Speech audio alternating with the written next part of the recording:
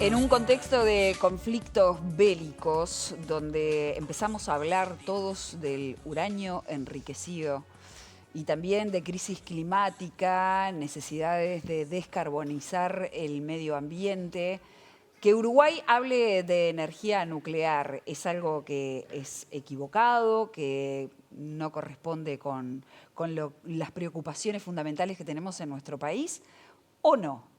Vamos a hablar con Carlos Vera, bienvenido, Bueno, especialista en este tema, para entender un poco de qué hablamos cuando hablamos de uranio enriquecido, cuáles son los riesgos, las ventajas, las preocupaciones que nos puede generar tener esto detrás. bueno, buen día Buen para día, todos, para los bienvenido. oyentes también. Y sí, el tema nuclear está siempre planteado de una manera muy apocalíptica, ¿no? Porque de hecho el tema nuclear nació de manera apocalíptica, Claro. ¿no? Es decir, Hiroshima y Nagasaki marcó bien claro que la aplicación que se utilizó para la energía atómica fue nefasta. ¿Qué Pero aprendimos? sin embargo, luego, y aquí empieza un poco la historia de todo esto, Exacto. Gabriela, que me estás preguntando, los países que estuvieron involucrados en el proyecto Manhattan, es un proyecto que estuvo muy desarrollado en la película Oppenheimer, con Sí. toda claridad, que fueron muchos países colaboradores en el proyecto Manhattan para hacer las primeras bombas atómicas. En ese proyecto aparecieron tecnologías nucleares nuevas para utilizar el uranio, que es un mineral natural. A ver, vamos de a poco, tenemos que ir de a poco para ir Está bien, entendiendo. primero definamos qué es la Entonces, energía nuclear, está muy exacto. bien. ¿Dónde encontramos el uranio? Bueno, el uranio normalmente lo encontramos en una roca. Es más, la roca granítica sobre la que está construido Montevideo es una roca que tiene uranio natural. Es uno de los tantos minerales que puede tener una roca. Puede tener calcio, hierro, no sé, pero uranio está allí. Es un mineral natural. ¿Cuánto uranio hay en la roca granítica? Es decir, un pedazo de granito. Bueno, hay entre 0,6 y 1% de uranio. ¿Qué significa eso? Que 1 kilo de uranio es extraíble a partir de 1000 kilos de suelo. Está bravo eso, Ya, desde el está punto de vista bravo. medioambiental, ¿eh? Por un lado. Claro. Y por otro lado implica una minería muy intensa. Sí, sí. Pero el uranio que se utilizó para ese génesis de la energía atómica, es decir, para las bombas atómicas, no fue el uranio natural. El uranio natural está compuesto por 3 tipos de uranio distintos que se llaman isótopos, porque tienen las mismas propiedades químicas, pero diferentes propiedades físicas. Un isótopo, se le pone nombre a los isótopos con un criterio que son los isótopos del uranio, que se llama uranio 238, uranio 235 y 234, 234, 235, 238. El que se requiere para las bombas atómicas, es decir, para el armamento nuclear, es el uranio 235, que en la mezcla de uranio natural, ese que se puede extraer de una roca, Sí. luego hacer minería y de triturar la roca, es apenas el 0,72% del uranio que hay ahí. ¿Qué quiere decir esto? Que por cada kilo de uranio que habíamos extraído de la roca anterior, solamente podemos sacar 7,2 gramos del uranio que va a servir para formar una bomba atómica, para armar una bomba atómica. Pero no es la única función. Claro, exacto. Pero ese uranio no solamente se utiliza para eso, sino que también se utiliza para lo que llamamos aplicaciones de fines pacíficos. ¿Y por qué yo estoy haciendo esta distinción? Y energías limpias. Energías limpias, exactamente. Porque el uranio 235, que es el uranio que es partible, que es fisionable, que su átomo se puede partir y al partir libera energía, ese uranio, en el conjunto, es muy pequeño. Es muy poquita cantidad. Por lo tanto, la minería de ese uranio es demasiado compleja. ¿A qué vamos con esto? que cuando se diseñaron las primeras bombas atómicas se diseñó ese mecanismo, el mecanismo minero, industrial, de sacar uranio 235 para ponerlo de una determinada manera dentro de las bombas atómicas, la de Hiroshima y la de Nagasaki. Pero luego eso generó un estado de culpabilidad, desde Einstein para abajo. Einstein fue uno de aquellos que participó en el proyecto Manhattan. Y ese estado de culpabilidad llevó a la humanidad, es decir, a los responsables de la elaboración de esas bombas, a pensar qué fines no serían bélicos. Y utilizando el mismo isótopo, ese, el de uranio 235, entendieron que con mucho menos concentración de lo que ahora vamos a hablar, de uranio 235 que se necesita para hacer una bomba atómica, se podía utilizar con fines pacíficos, por ejemplo, para producir energía eléctrica. Entonces, ¿qué ocurrió en aquel momento, en 1945? ¿Qué ocurrió? Como el mundo estaba horrorizado por lo que había ocurrido en Hiroshima y Nagasaki, tantas muertes, una sola bomba mató a 50.000 personas en el mismo momento que fue lanzada, entonces se derivó, incluso propagandísticamente, a presentar una energía atómica que, si bien ya había sido demostrada para los fines bélicos, también servía para fines pacíficos, para producir energía eléctrica. ¿Por qué? Porque cuando se hace una planta nucleoeléctrica, es decir, de estas que producen energía eléctrica, no se producen los mismos productos que dan la combustión del carbón o la combustión del petróleo. Claro. Ahí hablamos de energía limpia. Exactamente. En esas combustiones de carbón, de petróleo,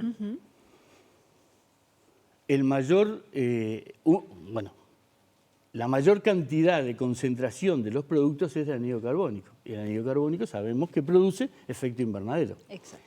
Pero en un reactor nuclear eso no ocurre porque no hay combustión, sino que lo que hay es el aprovechamiento de la ruptura de un átomo de uranio, del uranio 235, de este que está tan conflictuado, como decimos, en la energía que esa produce calienta agua y hace lo mismo que una central termoeléctrica como las que conocemos, que son de ciclo de combustibles no renovables, es decir, de petróleo y de carbón. Por lo tanto, no se produce anhídrido carbónico y, por lo tanto, desde ese punto de vista se la considera una energía limpia. Pero está asociado a otros problemas como los desechos radioactivos. Así que lo que me mata me fortalece también. Exacto. Carlos, y si en la jerga de las noticias de los últimos tiempos, el término enriquecimiento de uranio está arriba de la mesa. ¿Qué significa enriquecer uranio y cuándo se pasa, digamos, de la generación de energía con fines, digamos, benéficos, por decirlo de alguna forma, pacíficos a fines bélicos? ¿En qué momento se hace quiebre? Bien, entonces, primero lo primero, ¿qué es enriquecer? Si lo que se necesita y lo útil de la mezcla esa natural de uranio en la Tierra, del uranio que sacamos de las rocas, es el uranio 235, y de eso hay muy poco, 7,2%, perdón, 0,72%, entonces es necesario empezar a hacer un proceso industrial que vaya enriqueciendo, de ahí proviene la palabra, enriqueciendo el producto de tal forma de sacarle aquello que no es útil. Por ejemplo, el uranio 238, que no tiene ninguna finalidad, no aporta nada para el objetivo de un reactor nuclear o un arma, o la preparación de un arma nuclear. Enriquecer significa un proceso industrial sobre la minería del uranio, es decir, la piedra triturada, para que de una cierta forma, que ahora la vamos a explicar porque ahí está el problema con Irán, ahí está centrado el problema con Irán, se vaya retirando el uranio que no sirve y solamente vaya quedando el uranio, y por lo tanto en cada ciclo que eso ocurre, cada vez hay mayor cantidad de uranio 235. Eso se llama enriquecer. ¿Cuánto se puede enriquecer? Bueno, de una mezcla natural, como acabamos de decir, hay 0,72% de uranio 235. Entonces, a través de ese proceso industrial, una vez que ese proceso le saca algo del uranio 238, ya queda en un mayor porcentaje enriquecido el 235. Y por lo tanto, si lo pasamos muchas veces por ese proceso, vamos logrando aumentar la cantidad, porque vamos sacando el otro, ¿sí? El que no sirve, el que no es útil para nada, vamos aumentando la cantidad de 235. Y así podemos llegar, con un proceso bien determinado y muy ajustado, a enriquecer una pequeña cantidad de uranio natural al 90% de uranio enriquecido. ¿Y eso qué significa? Que el 92% de los átomos que están en ese material es de uranio 235. ¿Y cómo se hace ese proceso? Ese proceso se hace a través de un mecanismo que se llama la centrifugación. ¿Qué es la centrifugación? Bueno, para eso vayamos a lavar ropas. A lavar ropas, ¿no? Apretar el botón centrifugar y dice ahí a 800 revoluciones por minuto, uranio. a 1200 revoluciones por minuto. Nuestras lavadoras dicen eso. Sí, sí. ¿Y qué es lo que hacen? Si uno ve, en el momento que está centrifugando, la ropa, que es lo más pesado, se empieza a pegar contra las paredes del cilindro centrifugador.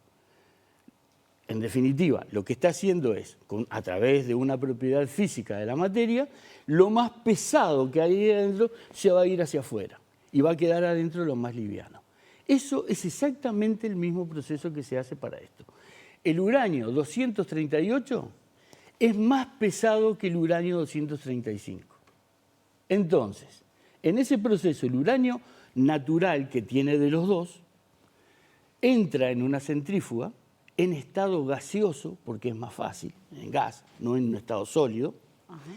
Entra en esa centrífuga, la centrífuga está girando a gran velocidad, no a las 800 o 1200 revoluciones de nuestros lavarropas, a mucha más velocidad, y hace que el uranio 238 se vaya hacia afuera y el otro, que es más liviano, quede adentro, y a través de unos mecanismos de succión y de calentamiento, ese uranio es retirado. Pero ese uranio en la primera centrifugación no sale puro, sale todavía con el otro. Ya vamos que no a hablar sirve. de los residuos, pero ahora Claro. explícame cómo entra el argumento de que Irán se convirtió en un ser diabólico y peligroso porque había superado las barreras o los límites, corregime, de Sí, está uranio enriquecido. Está bien.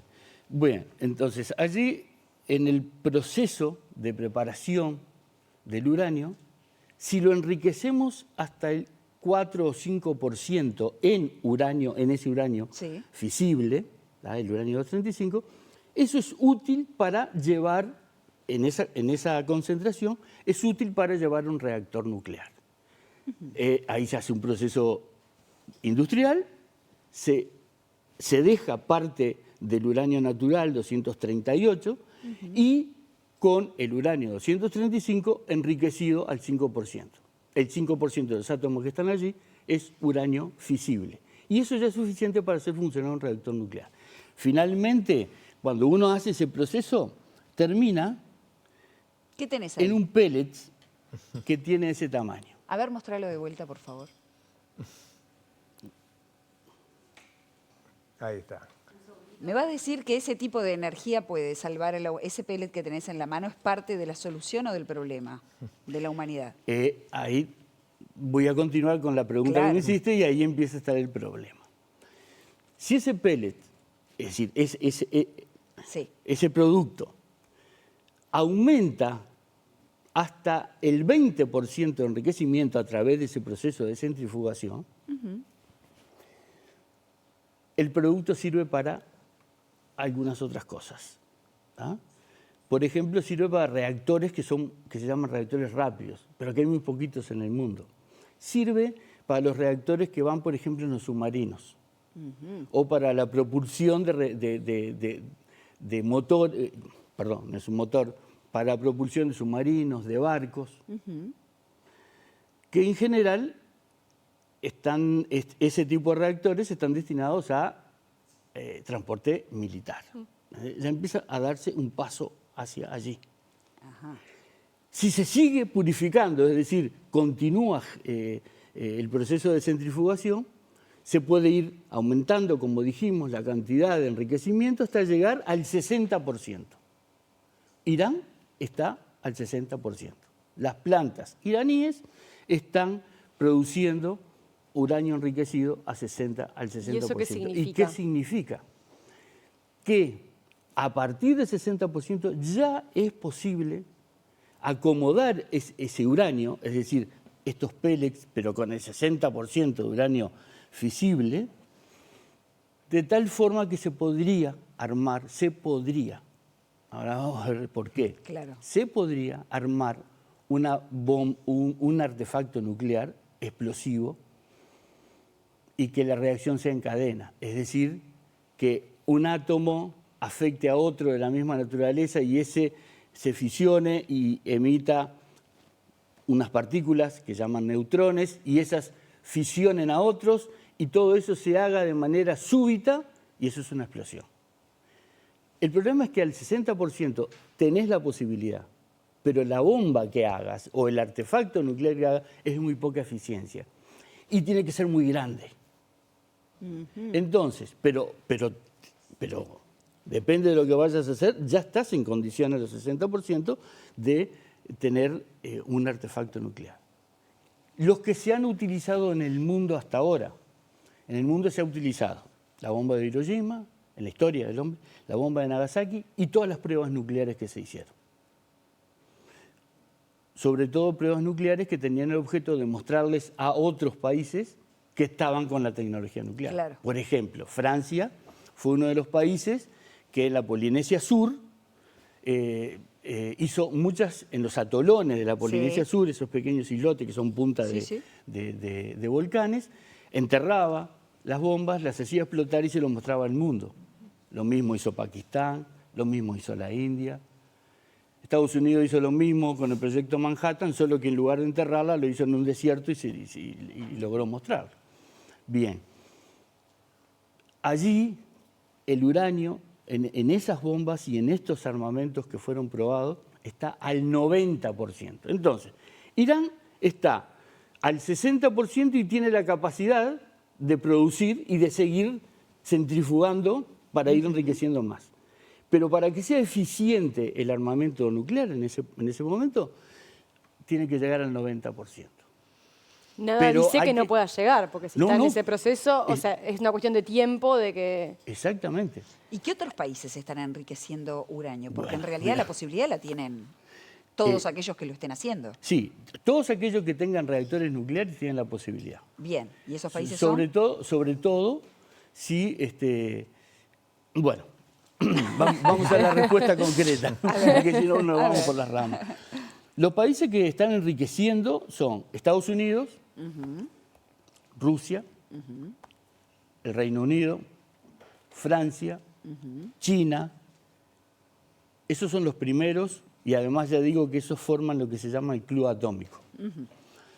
Sigue India, Pakistán, Israel, Corea del Norte. India y Pakistán por el conflicto bélico que tienen uno con respecto al otro. Entonces, India lo hizo primero, Pakistán lo hizo después para darle formato a lo que se llama la teoría de la disuasión mutua, que ahora vamos a ver, es el equilibrio de terror que hay en el mundo. Pero sigo, Sudáfrica, Ucrania, aunque Ucrania ahora no tiene posibilidad de usar esa planta, porque en realidad era de la URSS, y cuando dejó de ser URSS y Ucrania se constituyó en país independiente, entonces devolvió todas las instalaciones, todas las armas que tenía en ese momento, pero todavía tiene la planta de reprocesamiento, Kazajistán y Bielorrusia. Todos esos pueden producir, tienen tecnología para producir una bomba atómica. ¿Cómo? A través de plantas de reprocesamiento. Ahora, ¿qué rol juegan las agencias de Contralor? Porque nosotros hablábamos en una entrevista con Susana Mangana hace unas semanas con relación a la guerra, al conflicto, y ella decía, bueno, pero Irán está dentro, está controlado y sigue los parámetros de los programas nucleares de control. Israel no. decía, ¿no? Sí, sí. A ver. Irán, en el mundo el control se hace a través de un tratado internacional que se llama el TNP. Ese tratado lo que busca es que no haya proliferación de armas nucleares, porque de hecho las armas nucleares ya existían. Y los mismos responsables de las primeras bombas atómicas del mundo, tanto las de Estados Unidos como los científicos que participaron en ese proyecto, que por lo tanto sabían la tecnología, entonces fueron los que, de alguna manera, y apuntando hacia los usos pacíficos de la energía atómica, decidieron establecer algunos criterios de no proliferación. No queremos que esto lo tenga todo el mundo, porque entonces vamos a estar en un problema que solamente se trataría de apretar un botón de color rojo o no sé qué. Pero estaría en esa sensibilidad. Entonces, ¿qué se dieron? En ese momento se dieron un tratado para que todos lo firmaran de no proliferación, que no prolifere. Y lo encomendaron a un organismo de Naciones Unidas que hiciera el control de ese tratado. Es decir, que controlara, primero, que aquellos países que tenían la tecnología la estaban usando para fines pacíficos. Y segundo, todos los que adhirieran a ese tratado, entonces no tuvieran armamento nuclear. Claro que los países del Club Atómico, aunque son los fundadores de eso, no están incluidos dentro de ese tratado. En el mundo se controla de esa manera. Ese es el formato de control en el mundo para que no haya proliferación de armas nucleares. Pero no todos firmaron ese tratado. Solamente lo firmaron 170 países. Quiere decir que Israel no lo firmó. Israel, a ver, lo firmó, pero después se retiró.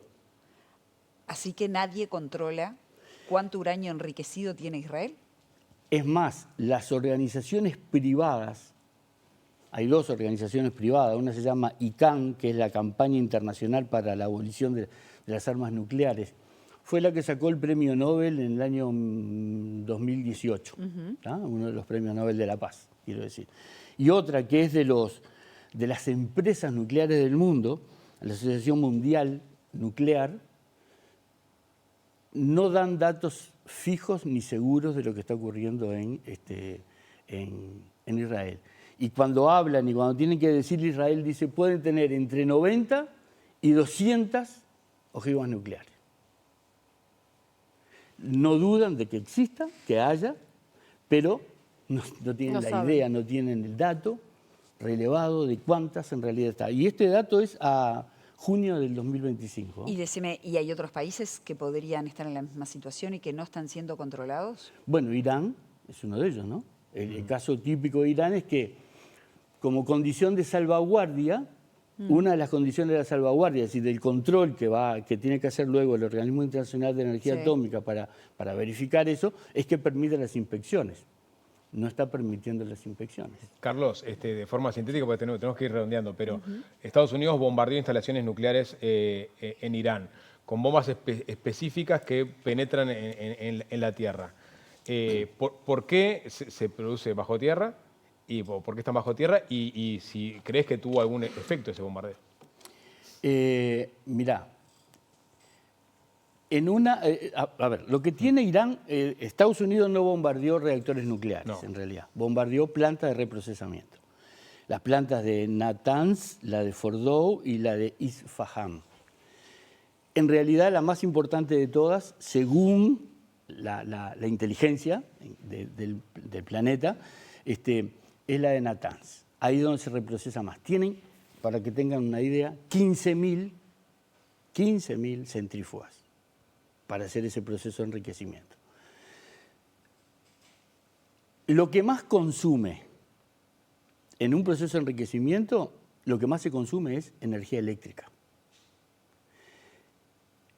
Por lo tanto, no era necesario bombardear y poner en riesgo la parte sensible, donde está el material nuclear. Alcanzaba como bombardear la central eléctrica o las centrales eléctricas y con eso inutilizaban. Entonces, lo que hizo Estados Unidos fue bombardear las centrales eléctricas, es decir, quitarle la capacidad de producción. Entonces, y bueno, y alguna bomba, que según lo que se narra, según el relato, que fue cerrar las entradas, ¿tá? Clausurar las entradas a las instalaciones de subsuelo. Entonces, con eso retrasaba el plan. De hecho, Irán ayer anunció que iba a entrar en diálogo con Estados Unidos. Ayer. Eso significa de que sí, que efectivamente el resultado de la acción de Estados Unidos tuvo consecuencias. Entonces ahora hay que renegociar. Pero la renegociación seguramente sea para... porque es muy difícil que Irán esté con intenciones de cerrar su plan de enriquecimiento. Primero porque tiene reactores nucleares y lo necesita. Y segundo porque de los estados musulmanes es el estado más relevante en ese sentido y entonces le da una cierta protección. Lo que yo decía hoy, Gabriela, en este momento el sistema de disuasión es el que está funcionando como equilibrio. Si yo tengo una bomba atómica y vos también, entonces si yo te hago una acción sobre tu territorio, vos me haces una acción sobre mi territorio. Yo tengo a mí, y ahí ninguno de los dos gana. ¿Ah? Y en realidad lo que gana es la sobrevivencia, es decir, la capacidad de un segundo ataque, como se dice en el teatro de guerra, ¿no? Claro. Entonces, eso es lo que está ocurriendo hoy en Irán. Carlos, Sí. nos quedamos Sí. sin tiempo y nos quedamos sin la posibilidad de hablar de...